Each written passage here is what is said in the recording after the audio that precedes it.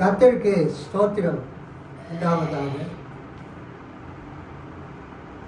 திருத்துவ பண்டிகைக்கு பின்பு வரக்கூடிய இந்த 15வது ஞாயிற்றுக்கிழமை, 15th Sunday after the Trinity Sunday, இன்றைக்கு கர்த்தர் நம்மை அவருடைய சபைக்கு ஆலயத்துக்கு கொண்டு வந்ததற்காக கர்த்தருக்கு ஸ்தோத்திரம். அல்லேலூயா, அல்லேலூயா, அல்லேலூயா. இன்றைக்கு செய்திக்காக தெரிந்து கொண்ட வேத பகுதி பரிசுத்த லூக்கா எழுதின நற்செய்தி 10வது அதிகாரம் 38 முதல் 42 வரை. பழைய மொழிபெயர்த்து வாசிக்க கேட்போம். லூக்கா 10:38-42. பின்பு அவர்கள் பிரயாணமாய் போகையில் அவர் ஒரு கிராமத்தில் பிரவேசித்தார். அங்கே மார்த்தாள் என்னும் பேர் கொண்ட ஒரு ஸ்திரீ அவரை தன் வீட்டிலே ஏற்றுக்கொண்டார். அவளுக்கு மரியாள் எண்ணப்பட்ட ஒரு சகோதரி இருந்தாள். அவள் இயேசுவின் பாதத்தருகே உட்கார்ந்து அவருடைய வசனத்தை கேட்டுக்கொண்டிருந்தார். மார்த்தாளோ பற்பல வேலைகளை செய்வதில் மிகவும் வருத்தம் அடைந்து அவரிடத்தில் வந்து, ஆண்டவரே, நான் தனியே வேலை செய்யும்படி என் சகோதரி என்னை விட்டு வந்திருக்கிறதை குறித்து உமக்கு கவலை இல்லையா? எனக்கு உதவி செய்யும்படி அவளுக்கு சொல்லும் என்றாள். இயேசு அவளுக்கு பிரதியுத்தரமாக, மார்த்தாளே, மார்த்தாளே, நீ அநேக காரியங்களை குறித்து கவலைப்பட்டு கலங்குகிறாய். தேவையானது ஒன்றே. மரியாள் தன்னை விட்டு எடுபடாத நல்ல பங்கை தெரிந்து கொண்டாள் என்றார். கண்களை மூடிச்சு. மகா கிருபையும் இரக்கமும் மிகுந்த பரம தந்தையே, இந்த வேலைக்காக உமக்கு ஸ்தோத்திரம். திருத்துவ திருநாளைக்கு பிறகு, திருத்துவ பண்டிகைக்கு பிறகு வரக்கூடிய இந்த 15ஆம் ஞாயிற்றுக்கிழமையில் உமது ஆலயத்திற்கு எங்களை கொண்டு வந்து உம்மை துதித்து பாடவும் ஸ்தோத்தரிக்கவும், உம்மை நோக்கி ஜெபிக்கவும், உமது திருவசனங்களை வாசித்து அதை ஆண்டவரை பற்றி தியானிக்கவும் இப்பொழுது எங்களுக்கு கொடுத்திருக்கிற நல்ல தருணத்திற்காக, நேரத்திற்காக ஸ்தோத்திரம். இந்த மார்த்தாள் மரியாளை குறித்து நாங்கள் பார்க்க போகிறோம். எங்களோடு பேசுவீராக. இந்த செய்தி இங்கே இருக்கக்கூடிய மக்களுக்கு மட்டுமல்ல, யூடியூப் மூலமாக, ஃபேஸ்புக் மூலமாக, வாட்ஸ்அப் மூலமாக இந்த செய்தியை கேட்கப் போகிற உலகமெங்கிலும் இருக்கிற என்னுடைய நண்பர்களுக்காக உமக்கு நாங்கள் ஸ்தோத்திரத்தை ஏறெடுக்கிறோம். ஆண்டவரே, ஆசீர்வதிப்பீராக. இயேசுவின் நாமத்தில் பிதாவே, ஆமென். கர்த்தருக்கு ஸ்தோத்திரம் உண்டாவதாக. நாம் வாசித்த இந்த லூக்கா சுவிசேஷத்தில் மொத்தம் 5 வசனங்கள் தான் இருக்கிறது. A very small passage. இதை பெரிகோப் என்று சொல்வார்கள், அதாவது பிரசங்க பகுதி.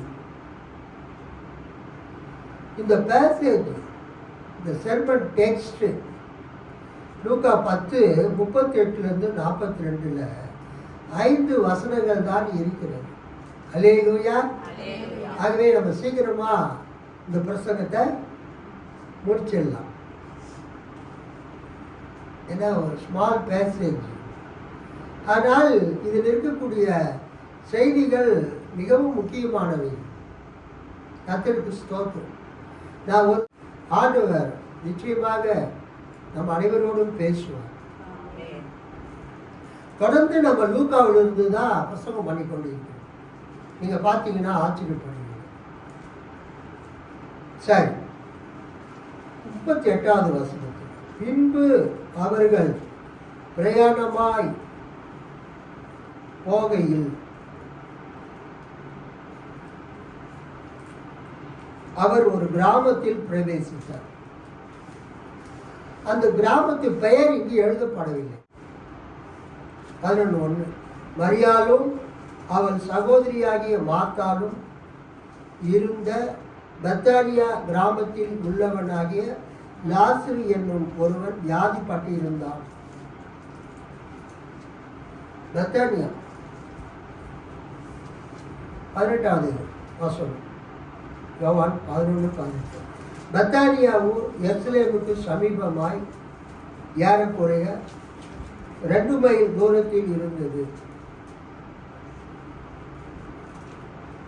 பெத்தானியாவும் எருசலேமுக்கு சமீபமாய் ஏறக்குறைய 2 மைல் தூரத்தில் இருந்தது. எருசலேமும் மலை மேலே இருக்குது, எரிகோ மலை அடிவாரத்தில் இருக்குது, சமபூமியில். ஸோ அந்த எரிகோவில் இருந்து எருசலேமுக்கு மலை மேலே ஏறி போகும்போது எருசலேம் நகரத்துக்கு வெளியில் அவுட்டரில் 2 ஊருங்க, பெத்பகே, பெத்தானியா. அல்லேலூயா. அல்லது பெத்தானியா, பெத்பகே, 2 பக்கத்து ஊருங்க. இங்கே யோவான் குறிப்பிடுறார், பெத்தானியாவும் எருசலேமுக்கு சமீபமாய் ஏறக்குறைய 2 மைல் தூரத்தில் இருந்தது. ஸோ லூக்கா அந்த டீட்டெயில்ஸ்லாம் கொடுக்கல, அந்த விவரங்களை எல்லாம் லூக்கா கொடுக்கல. பின்பு அவர்கள் 10வது அதிகாரம் 38வது வசனம், பின்பு அவர்கள் பிரயாணமாய் போகையில் எங்கே போகிறாங்க? எருசலேமுக்கு போகிறாங்க. On the way to Jerusalem. They came to Bethany. They came to Bethania.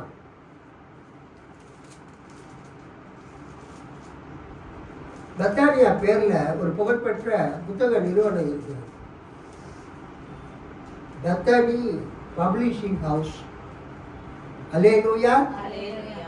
Bethany publishing house ரொம்ப புகழ்பெற்ற ஒரு புத்தக வெளியீட்டு நிறுவனம். அவங்க நிறைய பைபிள் கமெண்ட்ரி, டிக்ஷனரிலாம் வெளியிடுவாங்க.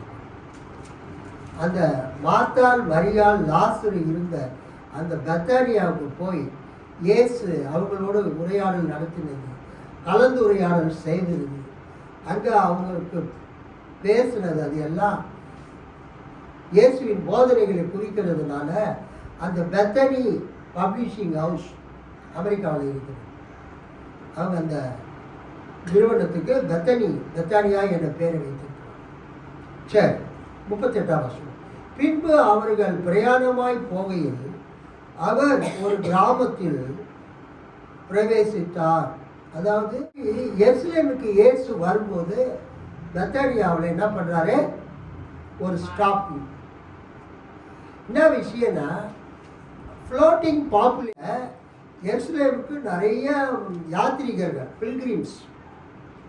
இப்போ இங்கே எப்படி இந்தியாவில் காசி, ராமேஸ்வரம் புனித தலங்களுக்கு மக்கள் செல்கிறார்களோ அது மாதிரி எருசலேமுக்கு உலகமெங்கிலும் இருக்கிற யூதர்கள் புனித யாத்திரை, தங்களுடைய கடவுளை ஆராதிப்பதற்கு, தங்கள் பண்டிகைகள் கொண்டாடுவதற்கு அவங்க வருவாங்க. பகலில் வருவாங்க, போவாங்க, வருவாங்க. ஆனால் சாயந்தரம் ஆனவுடனே அவங்களால அங்கே என்ன பண்ண முடியாது? தங்க முடியாது. அப்போ அவங்க என்ன பண்ணுவாங்கன்னா, அந்த நகரத்தை விட்டு வெளியே வந்து, எருசலேமை விட்டு வெளியில் வந்து அந்த மலை சரிவுகளில் கூடாரம் அடித்து அவங்க தங்கி இருப்பாங்க. அல்லேலூயா. அவங்க வரும்போதே அந்த டென்ட்டில் எடுத்துகிட்டு வந்துடுவாங்க. நைட்டில் ஸ்டே பண்ணுறதுக்கு கூடாரம் அடித்து அந்த மலை சரிவில் தங்குவாங்க. ஆனால் சிலருக்கு உறவினர்கள் இருப்பாங்க அந்த எருசலேமுக்கு பக்கத்தில், பெத்தானியா, பெத்பகே என்ற இடத்துல. ஸோ பகலில் அவங்க எருசலேமுக்கு போயிட்டு ஈவினிங்கில் தங்கள் உறவினர்கள் வீட்டில் போய் தங்கி விடுவார்கள். ஸோ சிங்கப்பூர் மாதிரி, டோக்கியோ மாதிரி அந்த காலத்தில் எருசலேமில் பகலில் அந்த பட்டணத்துக்கு வரக்கூடிய மக்கள் தொகை அதிகமாக இருக்கும். வரவங்க ஈவினிங்கில் அவங்க நகரத்துக்கு வெளியில் போயிட்டு மலை சரிவுகளில் அங்கே ஒலிவ மரம், அத்தி மரம், திராட்சை தோட்டங்கள்லாம் இருக்கும். அது மாதிரி இடங்களில் அவங்க கொட்டாய் போட்டு டென்ட் அடித்து தண்ணி விடுவாங்க. ஆனால் இயேசு எப்போதெல்லாம் எருசலேமுக்கு வருகிறாரோ, தேவாலயத்துக்கு வருகிறாரோ, பண்டிகை கொண்டாட வருகிறாரோ, அப்போது எல்லாம் அவர் பகலிலே அங்கே இருப்பார். சூரியன் மறைந்த பிறகு, சூரியன் அஸ்தமித்த பிறகு அவர் எங்கே போவார்? பெத்தானியாவுக்கு வருவார். அங்கு அவருக்கு தெரிஞ்சவங்க, அவரை ஏற்றுக்கொண்டவங்க குடும்பம் பெத்தானியாவில் இருக்கிறது. அல்லேலூயா. எருசலேமுக்கும் பெத்தானியாவுக்கும் எத்தனை கிலோமீட்டர்? 2 மைல் தானே போட்டிருக்கு. யோவான் 11ஆம் அதிகாரத்தில்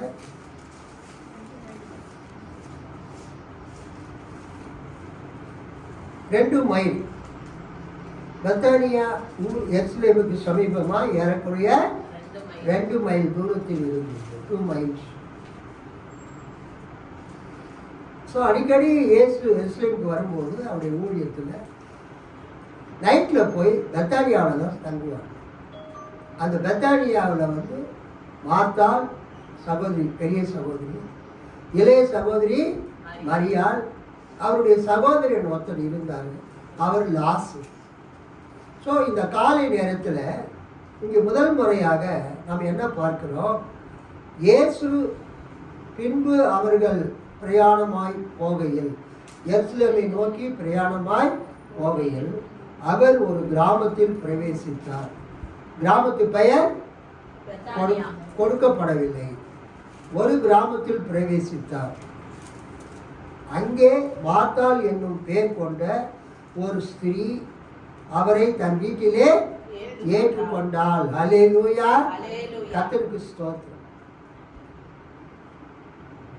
39. அவளுக்கு மரியாள் எனப்பட்ட ஒரு சகோதரி இருந்தாள். அவள் இயேசுவின் பாதத்தருகே உட்கார்ந்து அவருடைய வசனத்தை கேட்டுக்கொண்டிருந்தாள்.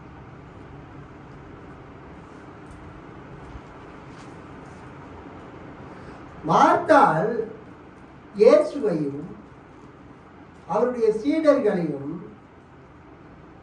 ஏற்றுக்கொண்டு அவர்களை தனது இல்லத்திலே உட்கார வைத்து அவர்களுக்கு ராபோஜனம், இரவு உணவை கொடுத்து அவள் உபசரிக்கிற பழக்கம் அவருக்கு இருக்கிறது. அல்லேலூயா.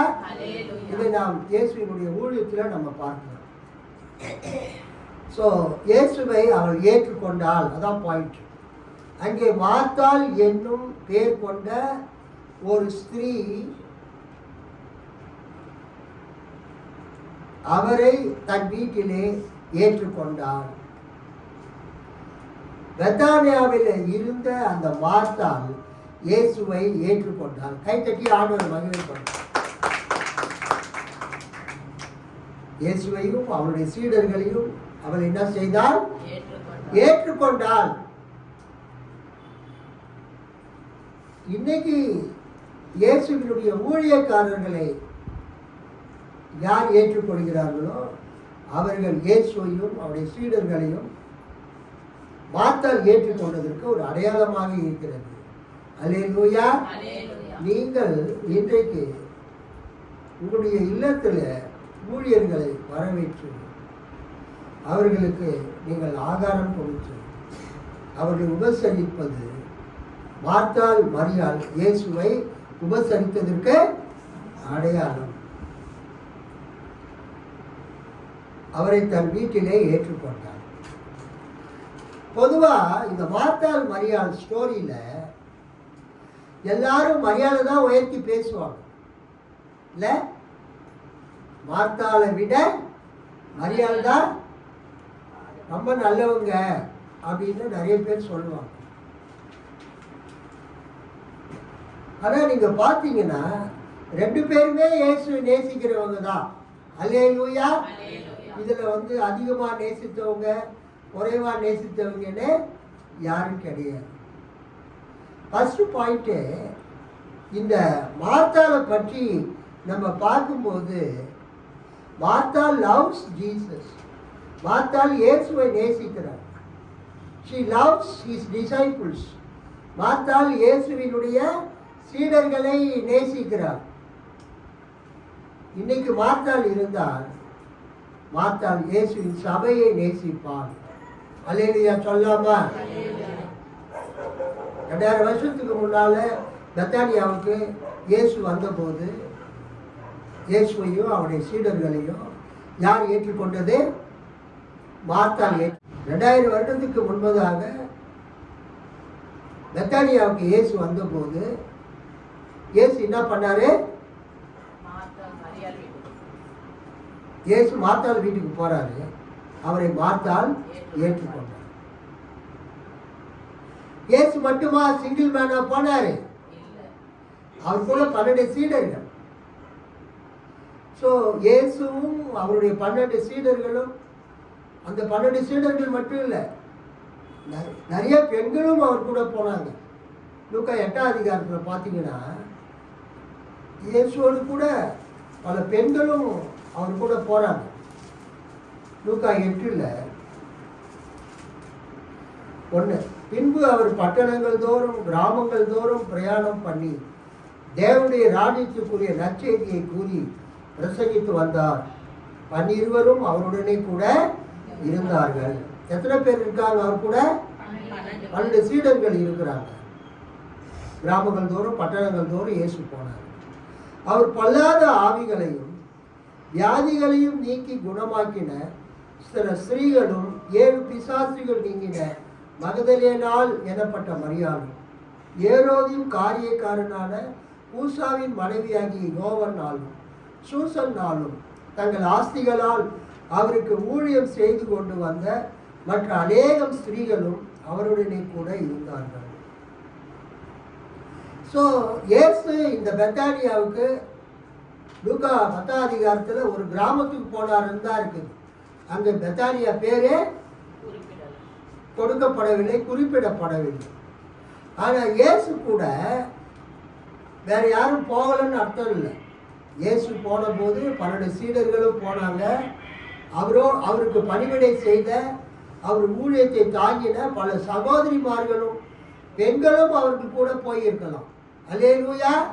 இயேசு போகிற இடத்திற்கெல்லாம் 12 ஆண் சீடர்களும் சென்றார்கள்.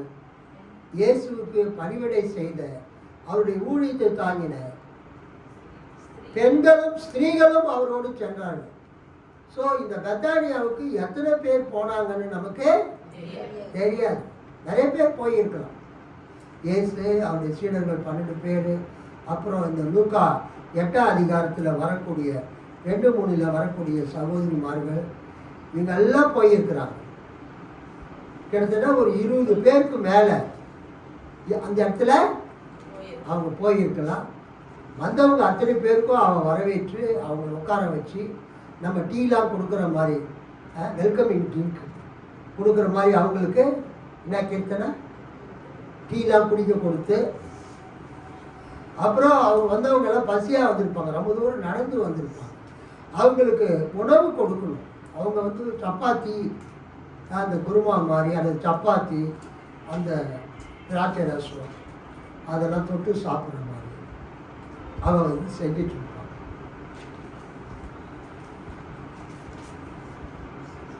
ஒரு ஆளால் அவ்வளோ செய்ய முடியுமா? உங்கள் வீட்டுக்கு திடீர்னு 20 பேர் வந்துட்டாங்க. நீங்கள் ஒருத்தர் எல்லா சாப்பாடையும், குழம்பு, என்னதுங்க, சாம்பார், கத்திரிக்காய் தொக்கு, அப்புறம் சிக்கனு, மட்டனு, எக் ஆம்லெட்டு, இதெல்லாம் நீங்கள் பண்ணுவீங்க உங்கள் வசதிக்கு ஏற்ற மாதிரி. ஒரே ஆள் பண்ண முடியுமா? ஸோ ஏசு ஒருத்தர் வந்தால் பரவாயில்லை, கொஞ்ச நேரம் வேலை செஞ்சுட்டு அவங்ககிட்ட பேசணும். ஆனால் திரளான ஜனங்கள் வந்திருக்கிறாங்க. அது லூக்கா விவரித்து எழுதலை, பட் நம்ம புரிந்து கொள்ள வேண்டும். அல்லேலூயா சொல்லாமா? கர்த்தருக்கு ஸ்தோத்திரம். பொதுவாக எல்லாருமே இந்த மார்த்தாள் மரியாள் இந்த கதையில் மரியாதை உயர்த்தி பேசுவாங்க, மார்த்தாளை கொஞ்சம் தாழ்த்தி பேசுவாங்க. சமநோக்கு நற்செய்தி மொழியில், சினாப்டிக் காஸ்பல்ஸில், மத்தேயு, மார்க்கு, லூக்காவில் பேதுரு என்ன அறிக்கை பண்ணுறாரோ அந்த அறிக்கையை யோவான் நற்செய்தியில மார்த்தாள் அறிக்கை செய்கிறார். பேதுரு என்ன அறிக்கை பண்ணாரு?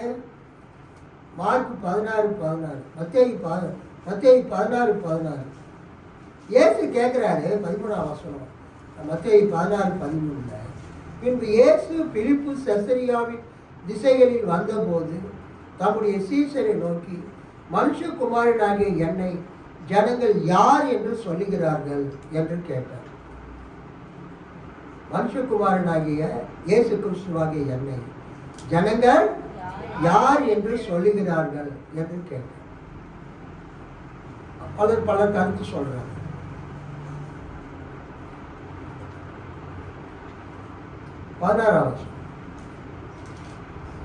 சீமோன் பேதுரு பிரதியுத்தரமாக, நீ ஜீவனுள்ள தேவனுடைய குமாரனாகிய கிறிஸ்து என்றார். அல்லேலூயா. நீ ஜீவனுள்ள தேவனுடைய குமாரனாகிய கிறிஸ்து, Son of the living God. You are Christ.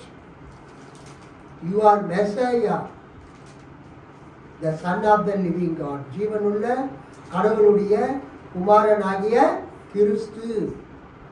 நீர் கடவுளுடைய குமாரன், நீர் தேவ குமாரன், சன் ஆஃப் காட் என்று சீமோன் பேதுரு பதில் அளிக்கிறார். அதுக்கு இயேசு சொல்றாரு, இயேசு அவனை நோக்கி, யோனாவின் குமாரனாகிய சீமோனே, நீ பாக்கியவான், மாம்சமும் இரத்தமும் இதை உனக்கு வெளிப்படுத்தவில்லை, பரலோகத்தில் இருக்கிற என் பிதா இதை உனக்கு வெளிப்படுத்தினார்.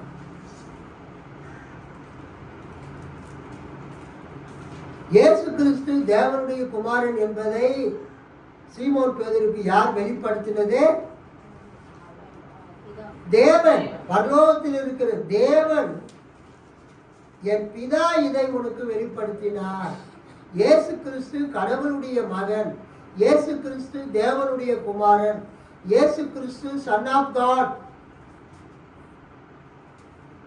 என்பதை பேதுருக்கு யார் வெளிப்படுத்தினது? பிதாவாகிய தேவன், பரலோகத்தில் இருக்கிற தேவன் வெளிப்படுத்தினார். இயேசு கிறிஸ்துவை தேவனுடைய குமாரன் என்று யார் அறிக்கை செய்கிறார்களோ அவர்கள் பேதுருவினுடைய அறிக்கையை அறிக்கை செய்கிறார்கள். இந்த அறிக்கையை யோவான் 11:27 மார்த்தாள் இயேசுவினிடத்தில் சொல்லுகிறார். யோவான் 11:27 மார்த்தாள் என்ன சொல்றா? இயேசுவை பார்த்து, அதற்கு அவள், ஆம் ஆண்டவரே, நீ உலகத்தில் வருகிறவரான தேவகுமாரனாகிய கிறிஸ்து என்று நான் விசுவாசிக்கிறேன் என்றால். கைத்தட்டி ஆண்டவர் மகிமை படுத்தார். யோவான் 11:27 மார்த்தாள் இயேசுவை யார் என்று அறிக்கை செய்கிறார்? ஆண்டவரே, நீ உலகத்தில் வருகிறவரான தேவகுமாரனாகிய கிறிஸ்து என்று நான் விசுவாசிக்கிறேன். மத்தேயுல சீமோன் பேதுரு என்ன அறிக்கை செய்தார்? நீ ஜீவனுள்ள தேவனுடைய குமாரனாகிய கிறிஸ்து. அதே விசுவாசத்தை அறிக்கைய நீ உலகத்தில் வருகிறவரான தேவனுடைய குமாரனாகிய கிறிஸ்து என்பதை யார் அறிக்கை செய்கிறது? மார்த்தாள். யார் அறிக்கை செய்கிறது? மார்த்தாள். யோவான் 11 எடுங்க. யோவான் 11:27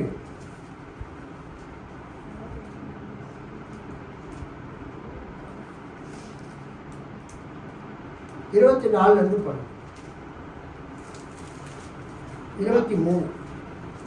இயேசு அவளை நோக்கி, உன் சகோதரன் உயிர் தெழுந்திருப்பான் என்றார். அதற்கு மார்த்தாள், உயிர் தெழுதல் நடக்கும் கடைசி நாளிலே அவனும் உயிர் தெழுந்திருப்பான் என்று அறிந்திருக்கிறேன் என்றார். இயேசு அவளை நோக்கி, நானே உயிர் தெழுதலும் ஜீவனுமாய் இருக்கிறேன். என்னை விசுவாசிக்கிறவன் மரித்தாலும் பிழைப்பான். உயிரோடு இருந்து என்னை விசுவாசிக்கிறவன் எவனும் என்றென்றைக்கும் அறியாமலும் இருப்பான். இதை விசுவாசிக்கிறாயா என்றார். அதற்கு அவள், ஆம் ஆண்டவரே, நீர் உலகத்தில் வருகிறவரான தேவகுமாரனாகிய கிறிஸ்து என்று நான் விசுவாசிக்கிறேன். நம்ம நிறைய பேர் மரியாதைக்கு முக்கியத்துவம் கொடுத்துட்டு இருக்கிறோம். மார்த்தாளுக்கு அவ்வளவு முக்கியத்துவம் சொல்லுங்க கொடுக்கிறது இல்லை. ஆனால் நம்ம என்ன பார்க்குறோன்னா, பேதுருவுக்கு எப்படி பிதா கிட்டேருந்து வெளிப்பாடு கிடைச்சி அவன் இயேசுவை தேவனுடைய குமாரனாகிய கிறிஸ்து என்று அறிக்கையிட்டானோ, அதே அறிக்கையை மார்த்தாள் என்ன பண்றா? இயேசுவிடத்தில் அறிக்கை இடுகிறான், நீ தேவனுடைய குமாரனாகிய கிறிஸ்து. கைத்தட்டி ஆண்டவர் மகிமைப்படுத்தலாமா? So she had a greater revelation about Jesus. இயேசுவை பற்றி ஒரு மிகப்பெரிய வெளிப்பாடு யாருக்கு இருந்தது? மார்த்தாளுக்கு இருந்தது. பேதுருவுக்கு இருந்த வெளிப்பாடு மார்த்தாளுக்கு இருந்தது. அப்ப சமநோக்கு நற்செய்திகளிலே மத்தேயு, மார்க்கு, லூக்காவில் பேதுரு இயேசுவை தேவகுமாரன் என்று அறிக்கை செய்தார். ஆனால் யோவானில மார்த்தாள் இயேசுவை தேவகுமாரன் என்று அறிக்கை செய்கிறார். அதனால மார்த்தாளுடைய அந்த விசுவாசம், மார்த்தாளுடைய வெளிப்பாடு, மார்த்தாளுடைய அறிக்கை பேதுருவுக்கு இணையானது. அல்லேலூயா. பேதுரு ஆண்களுக்கு அடையாளம் என்றால் மார்த்தாள் பெண்களுக்கு அடையாளம்.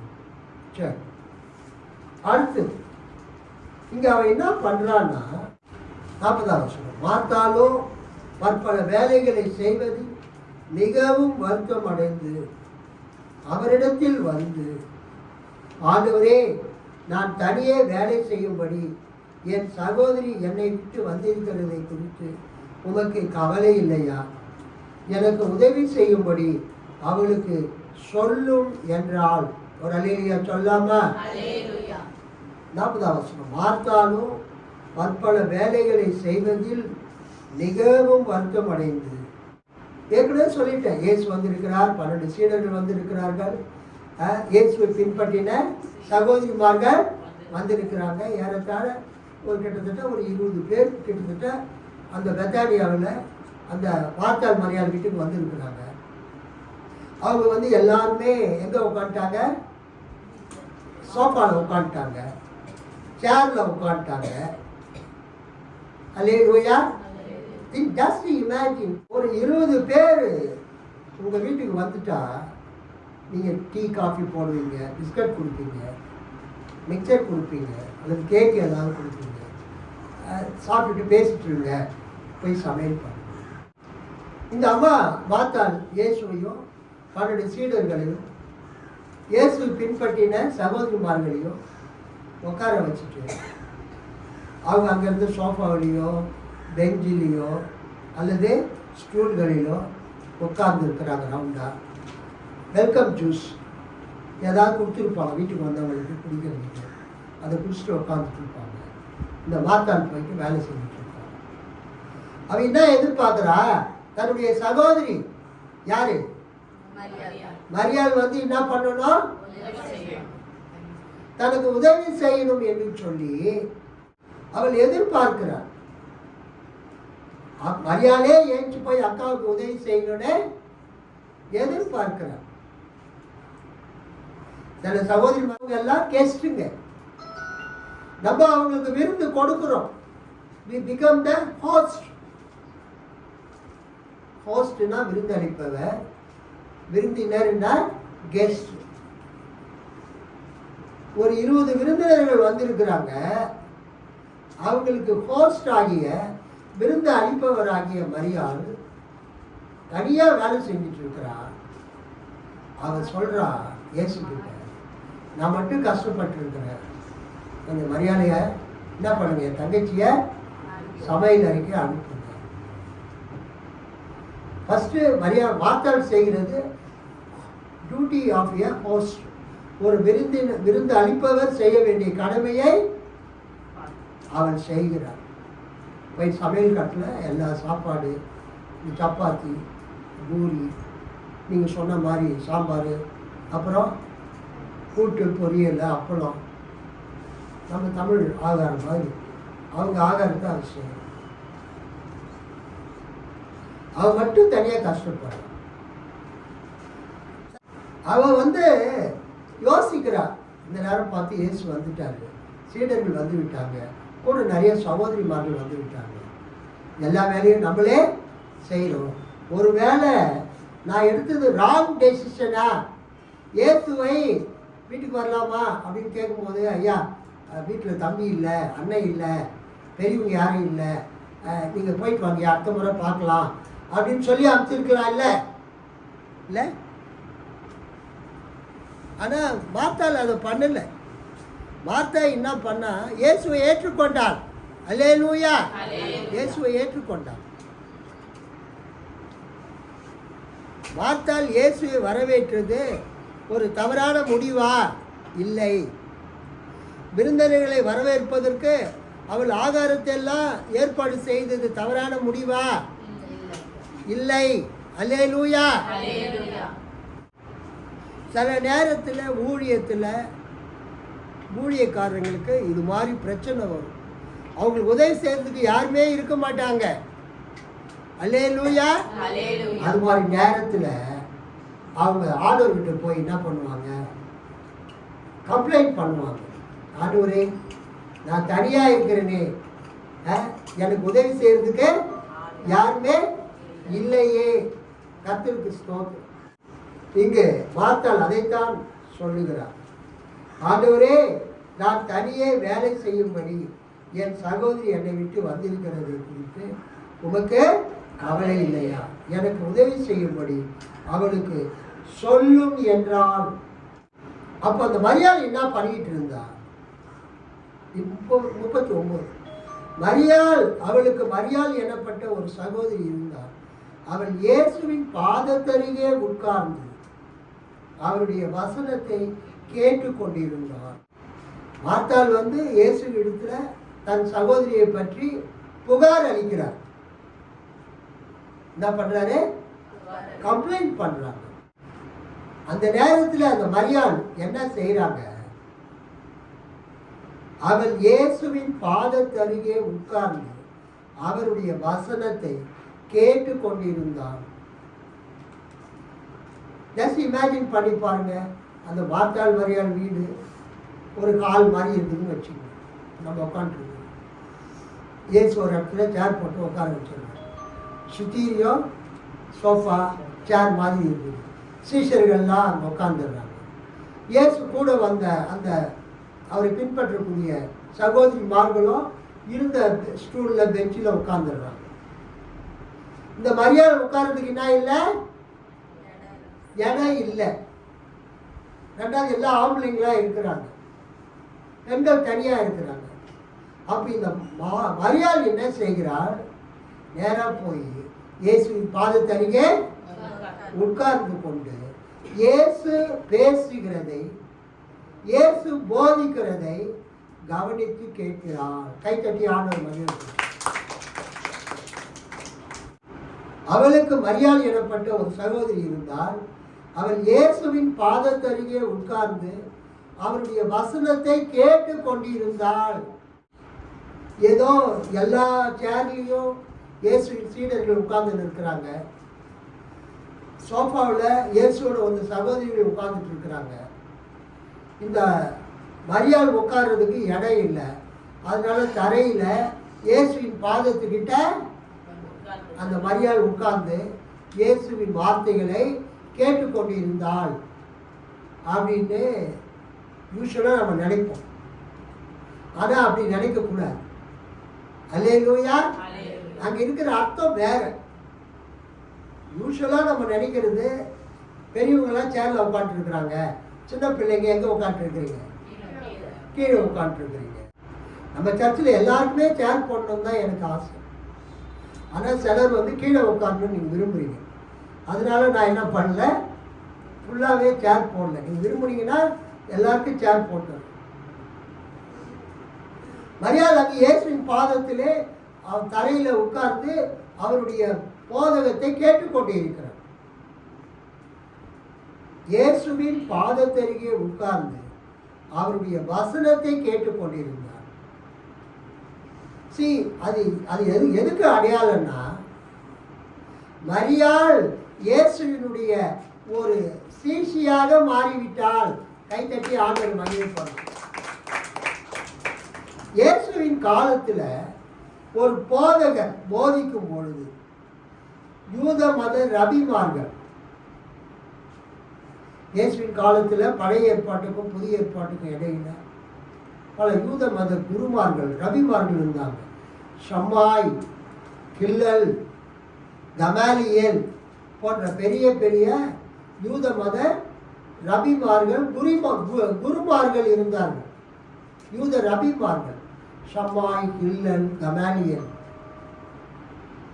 இவங்க என்ன பண்ணுவாங்கன்னா, நியாயப்பிரமாணத்தை தங்களிடத்தில் வரக்கூடிய மாணவர்களுக்கு கற்றுக் கொடுப்பாங்க.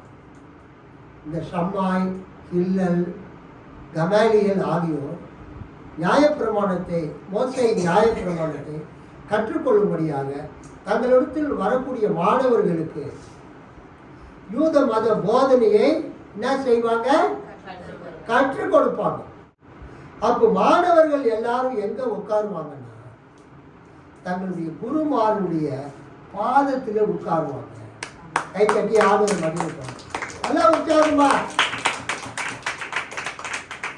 ஆனால் யூத மத குருமார்கள் ஒன்லி ஆண்களை மட்டும்தான் மாணவர்களாக ஏற்றுக்கொள்வாங்க. யூத மத குருமார்கள் யாரை ஏற்றுக்கொள்வாங்க? ஆண்களை மட்டும் ஏற்றுக்கொள்வார்கள். பெண்களை ஏற்றுக்கொள்ள மாட்டாங்க. பெண்கள் யூத மத குருமார்களுக்கு ஒரு மாணவனா மாணவியா பெண்களால் சேர முடியாது. They cannot become a people. They cannot become a student.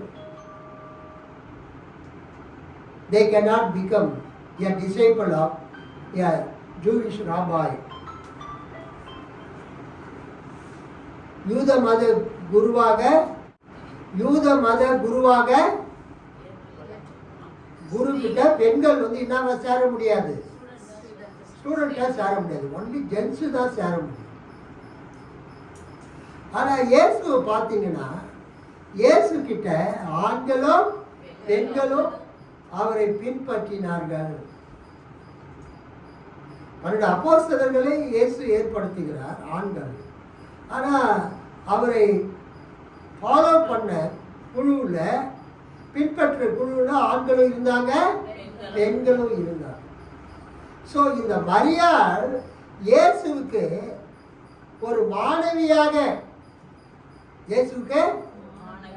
மாணவியாக, அவருடைய பாதத்தில் அமர்ந்திருக்கிறது இந்த வேத பகுதி நமக்கு ஞாபகப்படுத்துகிறது. அல்லேலூயா. இயேசுவின் பாதத்திலே மரியாள் உட்கார்ந்து அவருடைய வசனத்தை கேட்டுக்கொண்டிருந்தாள் என்பது எதை குறிக்கிறது?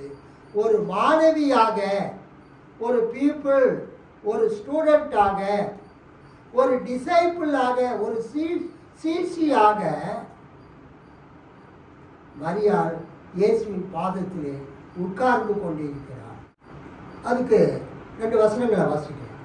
லூக்கா 8வது அதிகாரம் 35வது வசனம். லூக்கா 8:35.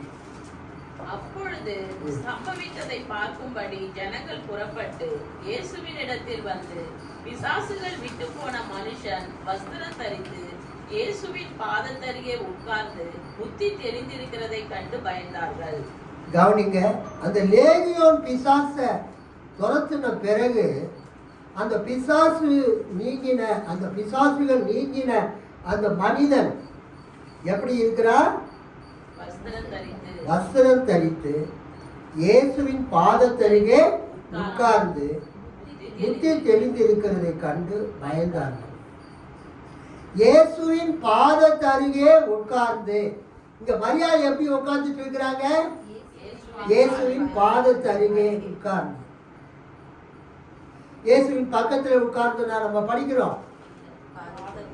பாதத்தின் அருகே உட்கார்ந்து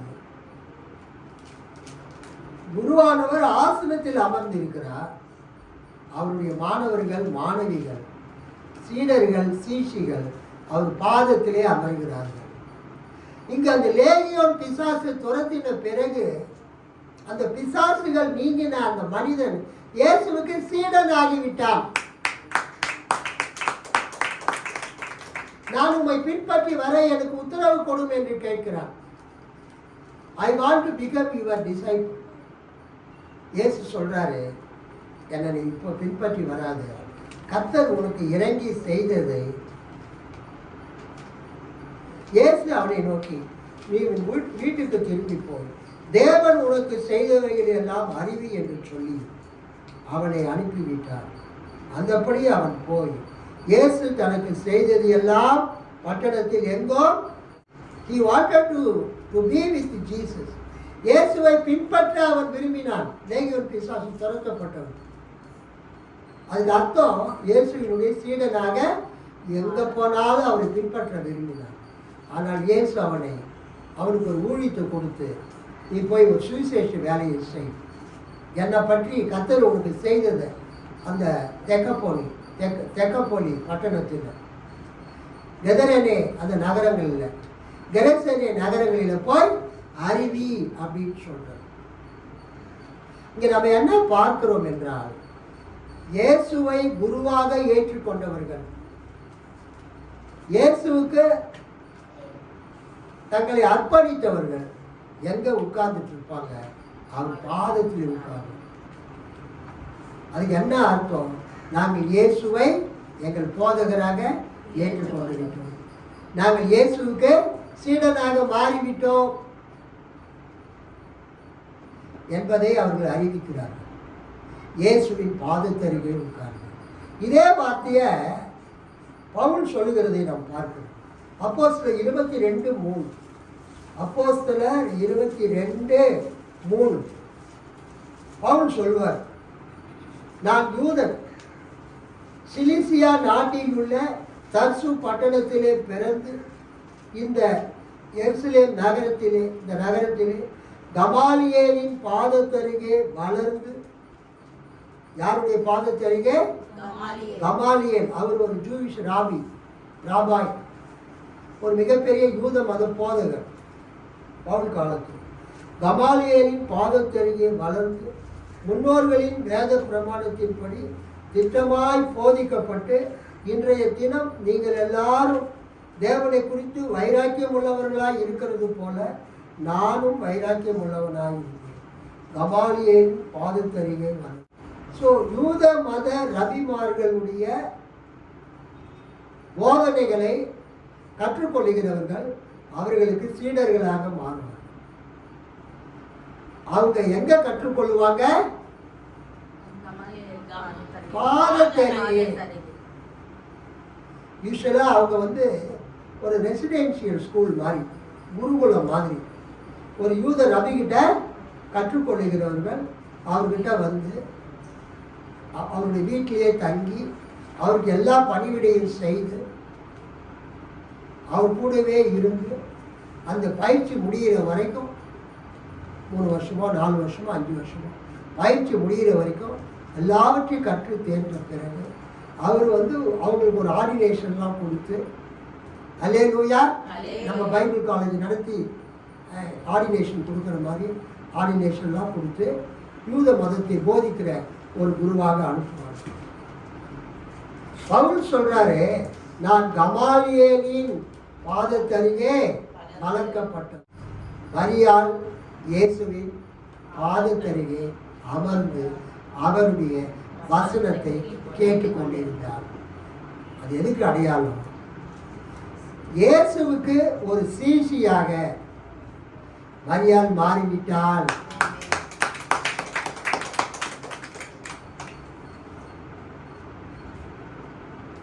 பொதுவாக மீட்டிங் நடத்தும் போது சமையல்காரங்க சாப்பாடுலாம் செய்யணும், பணிவிடையெல்லாம் செய்யணும். அதுக்கு நம்ம சர்ச்சி மக்கள் தான் உழைக்கணும். அவங்க இங்கே உட்காந்துட்டா அப்போ யார் வேலை செய்யறது? சில நேரத்தில் வேலை செய்யறதுக்குன்னு தனியாக ஆள் இருக்கணும், சபையில் பிரசங்கத்தை கேட்கறதுக்குன்னு ஆள் இருக்கணும். அவங்க இல்லைன்னா இந்த மீட்டிங் இல்லை. அல்லேலூயா. சமையல் இல்லை, தண்ணி இல்லை, டீ இல்லை, எதுவும் இல்லைன்னா அப்புறம் மீட்டிங் எப்படி நடத்துறது? ஜனங்க எப்படி சுவிசேஷத்தை கேட்கறது, சத்தியத்தை கேட்கறது? மாத்தாலும் தேவை, மரியாளும் தேவை. அல்லேலூயா. கிறிஸ்துவ திருச்சபைக்கு யார் தேவை? மாத்தாலும் தேவை, மரியாளும் தேவை. மாத்தாள் அவங்க சாப்பாடுலாம் பிரியாணிலாம் செஞ்சு கொடுக்கறதுனால அவங்க உயர்ந்தவங்க என்றும், மரியாள் எந்த வேலையும் செய்யாமல் இயேசுவின் பாதத்தருகே உட்கார்ந்துட்டு இருக்கிறதுனால ஒரு வேலையும் செய்யாமல் சும்மா உட்கார்ந்துட்டு இருக்கிறா, அக்காவுக்கு உதவி செய்யலை என்றும் நாம் என்ன பண்ண முடியாது? குறை சொல்ல முடியாது. ரெண்டு பேருமே இயேசுவின் ஊழியத்தை நேசித்தவர்கள். மாத்தாள் இயேசுவையும் இயேசுவின் 12 சீடர்களையும் இயேசுவோடு வந்தவர்களையும் அவள் நேசித்து அவள் சமையல் அறையில் கிச்சனில் சாப்பாடு ஆயத்தப்படுத்தி கொண்டிருக்கிறார். அதுவும் இயேசுவுக்கு தேவை. அதே நேரத்தில் இயேசுவுக்கு ஒரு புதிய சீஷி, a new student, a new people, a new disciple as enrolled in Jesus school. இயேசுவின் பள்ளியில் மரியாள் ஒரு புது ஸ்டூடெண்ட்டாக ஜாயின் பண்ணிட்டார். கைத்தட்டி ஆண்டவர் மகிழ்ச்சி. அந்த வாக்கால் ரிப்போர்ட் பண்ணுறான் இயேசு கிட்ட, என் சகோதரி, ஆண்டவரே நான் தனியே வேலை செய்யும்படி என் சகோதரி என்னை விட்டு வந்திருக்கிறதை குறித்து உமக்கு கவலை இல்லையா? எனக்கு உதவி செய்யும்படி அவளுக்கு சொல்லும் என்றால், மரியா கொஞ்ச நேரம் போயிட்டு உங்கள் அக்கா மாத்தாளுக்கு உதவி பண்ணிட்டு வா அப்படின்னு இயேசுவை சொல்கிறான். ஏன் அவன் சொன்னால் இதை கேட்க மாட்டாளா? ஆனால் அங்கே கதை விறுவிறுப்பாக ஓடிட்டு இருக்குது. இயேசு ஏதோ ஒரு இம்பார்ட்டன்ட் டாப்பிக்கை சொல்லிக்கிட்டு இருக்காரு. அப்போ அவன் ஏற்று போக மாட்டான். அதுக்காக இயேசுவையே அனுப்ப சொல்கிறான். அதுக்கு இயேசு என்ன சொல்கிறாரு? இயேசு அவளுக்கு பிரதியுத்தரமாக, மாத்தாளே மாத்தாளே, 2 times மாத்தாள் பேர சொல்கிறார். அப்படின்னா அது ரொம்ப ரொம்ப இம்பார்ட்டன்ட் ஸ்டேட்மெண்ட். ஒரு தடவை சொல்லியிருக்கலாம்ல, ஏன் அங்கே 2 தடவை சொல்கிறாரு? டபுள் எம்பாசிஸ், 2 தடவை முக்கியத்துவம் கொடுக்க. அவள் தன்னை விட்டு எடுப்பதாக நல்ல பங்கை தெரிந்து கொண்டாள். என் ஃப்ரெண்டு இம்பராஜி அவன் இறந்துட்டான். காரில் போயிட்டு இருக்கும்போது மரம் வெட்டும்போது ரோட்டில் அந்த மரம் விழுந்து அந்த கார் போயிட்டே இருக்குது. ரோடு அகலப்படுத்தும் பணிக்காக மரத்தை வெட்டுறாங்க. அப்போ அந்த ஒரு பெரிய மரம் கரெக்டாக அவன் போன கார் மேலே விழுந்து ஒரு விபத்து, எதிர்பாராத விபத்து. அது அவன் இறந்துட்டான். அவங்க அம்மா பேர் தான் நல்ல பங்கும் பாக்கியம். பாக்கியன்னு வச்சிருக்கலாம், ஆனால் அவங்க என்ன வச்சிருக்காங்க? நல்ல பங்கும் பாக்கியம். ஏசு அது மரியாள் கிட்ட, மரியாதை பற்றி மாத்தாள் கிட்ட சொல்றார். என்ன சொல்றாரு? மரியாள் தன்னை விட்டு எடுப்படாத நல்ல பங்கை தெரிந்து கொண்டாள். என்ன நல்ல பங்கை தெரிந்து கொண்டால்? சாப்பாடு செய்கிற வேலையை யார் வேணாலும் செய்யலாம். ஆனால் இயேசுவின் பாதத்தருகே உட்கார்ந்து அவருடைய போதனைகளை ஒருத்தர் கேட்கிறாருன்னா அது அவருடைய ஒரு நல்ல பங்கு. இயேசுவினுடைய சீடனாக அவர் மாறுகிறார். இயேசுவினுடைய போதனையை கேட்கக்கூடிய ஒரு நல்ல மாணவனாக மாறுகிறார். இயேசுவினுடைய போதனையை கேட்கக்கூடிய ஒரு நல்ல ஸ்டூடெண்ட்டாக, டிசைபிளாக இந்த மரியாள் மாறுகிறார். இயேசு என்ன சொல்றார்? மாத்தாளை பார்த்து, அம்மா நீ எங்களுக்காக சாப்பாடுலாம் நீ சமையல் கட்டில் நீ அதை ஃப்ரை பண்ணும்போதே வரக்கூடிய அந்த வாசனை அப்படியே எங்களால் இங்கே என்ன பண்ண முடியல, உட்கார முடியல. மீன்லாம் வறுக்கிற, வவ்வால் மீன், அப்புறம் என்ன மீன், வஞ்சிர மீன்லாம் வறுக்கிற அந்த ஸ்மெல் எங்கள் மூக்கை தொலைந்து உட்கார முடியல. அதை விட ஒரு நேர்மையான காரியம் என்னன்னா, உன் தங்கச்சி மரியாள் என்னுடைய சீஷியாக மாறிவிட்டாள். அல்லேலூயா. சம்மாய் பாதத்தில் உட்கார்றது போல, ஹில்லல் பாதத்தில் உட்கார்றது போல, கமாலியல் பாதத்தில் உட்கார்வது போல உன்னுடைய தங்கை மரியாள் தன்னை விட்டு எடுபடாத ஒரு சிறந்த பங்கை அவள் தெரிந்து கொண்டாள்.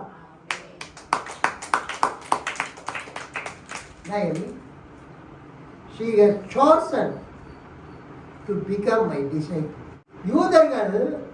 யூத ரபிமார்கள் ஆண்களை மட்டும்தான் சீடர்களாக தேர்ந்தெடுப்பார்கள். ஏன்னா அந்த ஆண்கள் வந்து தங்களை வீட்டிலாம் விட்டுட்டு வந்து பைபிள் காலேஜ் ஹாஸ்டல் மாதிரி தங்களுடைய குரு கிட்ட அவர் வீட்டிலேயே தங்கி அவங்க படித்து சாப்பிட்டுட்டு தூங்கிட்டு அவர்கிட்ட என்ன பண்ணுவாங்க, வேதத்தை கற்றுக்கொள்வாங்க. பெண்கள் அது மாதிரி என்ன பண்ண முடியாது, தங்கள் வீட்டெல்லாம் விட்டுட்டு வர முடியாது. அப்போ டே ஸ்காலர்லாம் கிடையாது, ரெசிடென்ஷியல் ஸ்கூல்.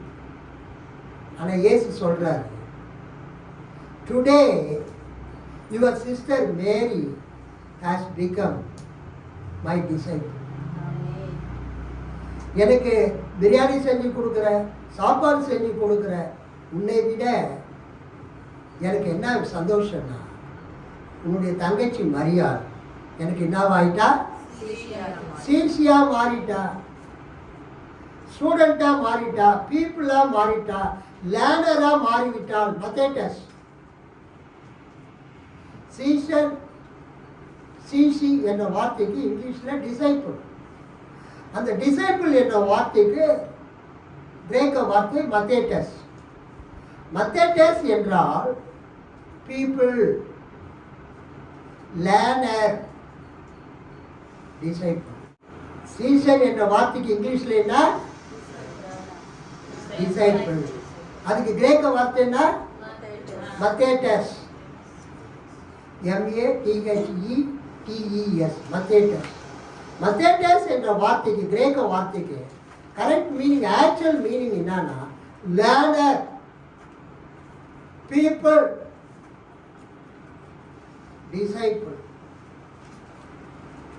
இந்த காலை நேரத்தில் இயேசு மாத்தால் செய்யக்கூடிய சாப்பாட்டை விட, மாத்தால் கொடுக்க போகிற அந்த விருந்தை விட மரியாளை என்ன சொல்லுகிறார் இயேசு, தன்னை விட்டு எடுபடாத ஒரு நல்ல பங்கை மரியாள் தெரிந்து கொண்டார். என்ன நல்ல பங்கை அவள் தெரிந்து கொண்டால், இயேசுவினுடைய பாதத்தின் அருகே உட்கார்ந்து இயேசுவின் ஒரு பெண் சீஷியாக, ஒரு ஃபீமேல் டிசைபிளாக மரியாள் மாறினார். She became a people of Jesus. PUPIL, people. ஒரு மாணவன், மாணவி. She becomes a learner from Jesus. இயேசுவினிடத்தில் கற்றுக்கொள்ளுகிற ஒரு சீஷியாக யார் மாறினது, மரியாள் மாறினார். She became a disciple of Jesus, female disciple of Jesus. இயேசு அதைத்தான் முக்கியத்துவம் கொடுக்கிறார். மார்த்தாளை விட மரியாள் எந்த விதத்திலே மேலானவள், அவள் இயேசுவின் ஒரு சீஷியாக, பெண் சீஷியாக, ஃபீமேல் டிசைபிளாக, ஒரு கேர்ள் ஸ்டூடெண்டாக, இயேசுவின் கேர்ள் பீப்புளாக அவள் மாற, கேர்ள் லேர்னர், இயேசுவிடத்தில் கற்றுக்கொள்ளக்கூடிய ஒரு பெண், கற்றுக்கொள்ளுகிற மாணவியாக இயேசு மாறினதை இயேசு உற்சாகப்படுத்தி மரியாதை கனப்படுத்துகிறார். What a fantastic revelation from this passage. இன்றைக்கு இந்த காலை நேரத்தில் இதிலிருந்து ஆவியானவர் நமக்கு என்ன கற்றுக் கொடுக்கிறார்? இயேசுவை நம்ம நேசிக்கணும், இயேசுவின் சபையை நேசிக்கணும், இயேசுவின் ஊழியத்தை நேசிக்கணும், இயேசுவையே நம்ம நேசிக்கணும். We should love all Christians everywhere. உலகம் எங்கிலும் இருக்கிற அனைத்து கிறிஸ்தவர்களையும் நாம் நேசிக்க வேண்டும். அதனால்தான் நம்ம இஸ்ரேல் காசாவை அழிக்கும் போது, இஸ்ரேல் பாலஸ்தீனத்தை அழிக்கும் போது டிவியில் பார்க்குறோமே அப்படின்னு போக முடியுதா? அதுக்காக கரிசனை பண்ணணும், கவலைப்படணும். அந்த காசாவிலையும் அந்த மேற்கு கரையிலையும் யார் அழிக்கப்படுறது? கிறிஸ்துவ சபைகள். முஸ்லிம்கள் மட்டுமல்ல, கிறிஸ்தவங்களும் அழிக்கப்படுறாங்க. கிறிஸ்துவ போதகர்கள், ஊழியர்கள், ஆர்த்தடாக்ஸ் சர்ச்சினுடைய அந்த பிரீஸ்டுங்க அழிக்கப்படுறாங்க. மாத்தாலே மாத்தாலே, நீ அநேக காரியங்களை குறித்து கவலைப்பட்டு கலங்குகிறார். ரொம்ப அழகான வசனங்க. இதை வச்சே நம்ம 1 மணி நேரம் பேசணும். மாத்தாலே மாத்தாலே, நீ அநேக காரியங்களை குறித்து கவலைப்பட்டு கலங்குகிறாய். சொந்த வீடு இல்லை, சொந்த சர்ச்சு இல்லை, நிறைய பேருக்கு சொந்த வீடு இல்லை, வாடகை வீட்டில் இருக்கிறாங்க. சம்பளம் வந்தாதான் சாப்பாடு, நிரந்தர இன்கம் இல்லை, பிள்ளைகளுக்கு ஏற்ற காலத்தில் இன்னும் திருமணம் ஆகவில்லை, மனைவிக்கு உடம்பு சரியில்லை, புருஷனுக்கு உடம்பு சரியில்லை, பிள்ளைகளுக்கு உடம்பு சரியில்லை. அப்போ நம்ம சந்தோஷமா அல்லே லூயா அல்லே லூயான்னு பாட்டு பாடிட்டு இருக்க முடியுமா? முடியாது. சந்தோஷமா இருக்கும்போது பாட்டு பாடலாம், துக்கப்படும் பொழுது அழுது என்ன பண்ணணும்? ஜபந்தான் பண்ணணும். சந்தோஷப்படுகிறவர்களோடு சந்தோஷப்படுங்க, அழுகிறவர்களோடு அழுங்க. ஸோ இன்னைக்கு ஆண்டவருடைய வார்த்தை என்னன்னா, நீ அநேக காரியங்களை குறித்து கவலைப்பட்டு கலங்குகிறார். அதுக்கு என்ன இங்கிலீஷ்லன்னா மார்த்தாஸ் சிண்ட்ரோம். மார்த்தாஸ் சிண்ட்ரோம். சிண்ட்ரோம்னா ஒரு டிசீஸ், ஒரு வியாதி. எய்ட்ஸ்னு ஒரு வியாதி வந்தது, acquired immune deficiency syndrome. Syndrome என்ற வார்த்தைக்கு டிசீஸ்னு அர்த்தம். இங்கு மார்த்தாளுக்கு ஒரு வியாதி இருக்கிறது. என்ன வியாதி? அநேக காரியங்களை குறித்து கவலைப்படக்கூடிய வியாதி வந்திருக்கிறது. கவலைப்படாதவங்க யாராவது இங்க இருக்கிறீங்களா? டேல் கார்னகி என்ற ஒரு புக்கு எழுதுறாரு, how to stop worrying and start living. கவலைப்படுகிறதை நிறுத்திவிட்டு இந்த உலகத்திலே வாழ்வதே எப்படி, வாழ்வதை எப்படி ஆரம்பிக்கிறது? How to stop worrying and start living, Dale Carnegie. இங்க இயேசு என்ன சொல்றாருன்னா, அநேக காரியங்கள் எல்லாம் கவலைப்படுறதை விட்டுட்டு என் பாதத்தில் அமர்ந்து என்னுடைய வசனத்தை கேள், என் போதனையை கேள், யூ பிகம் மை டிசைபிள். மரியாள் மாதிரி நீயும் என்னுடைய சீஷியாக மாறு, யூ பிகம் மை டிசைபிள்.